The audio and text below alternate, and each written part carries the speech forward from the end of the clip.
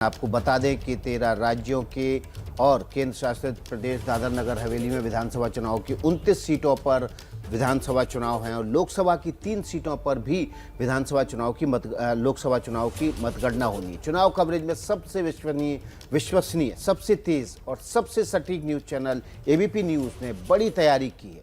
आप मेरे बाएं और दाएं तरफ जो टेली देख रहे हैं उसके बारे में आपको बता दें।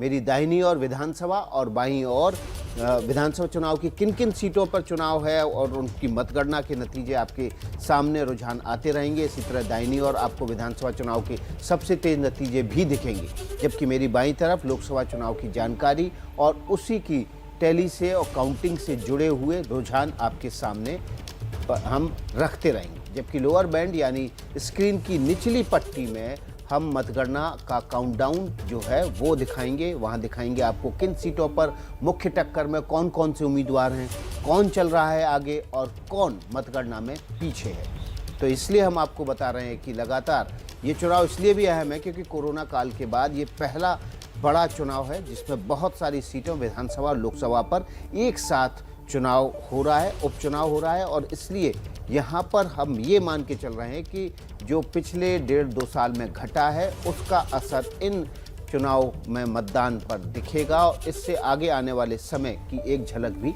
देखी जा सकती है। तो उपचुनाव के नतीजे अहम क्यों हैं? मंडी, खंडवा, दादर नगर हवेली लोकसभा यहाँ पर उपचुनाव है। 29 विधानसभा सीटों पर उपचुनाव के नतीजे भी सामने आने हैं और हरियाणा के ऐलनाबाद से अभय सिंह चौटाला की किस्मत दांव पे लगी हुई है। ये वीआईपी सीट है और इस पर हमारी नज़र रहेगी। मंडी लोकसभा वीरभद्र की पत्नी प्रतिभा सिंह की प्रतिष्ठा यहाँ पर दांव पर लगी हुई है और इस पर भी हमारी नज़र रहने वाली है। 6 इसके अलावा बिहार की 2 सीटों पर जेडीयू फिर कब्जे की कोशिश में है और यहाँ पर आरजेडी और जेडीयू का कांटे का मुकाबला है और यहाँ पर हम आपको पल पल का अपडेट देंगे किस तरह से बिहार में उपचुनावी समर में नतीजे क्या होने वाले हैं। 6 साल बाद प्रचार में कूदे लालू का पुराना जादू चलेगा कि नहीं चलेगा, इस पर भी हमारी नज़र रहेगी।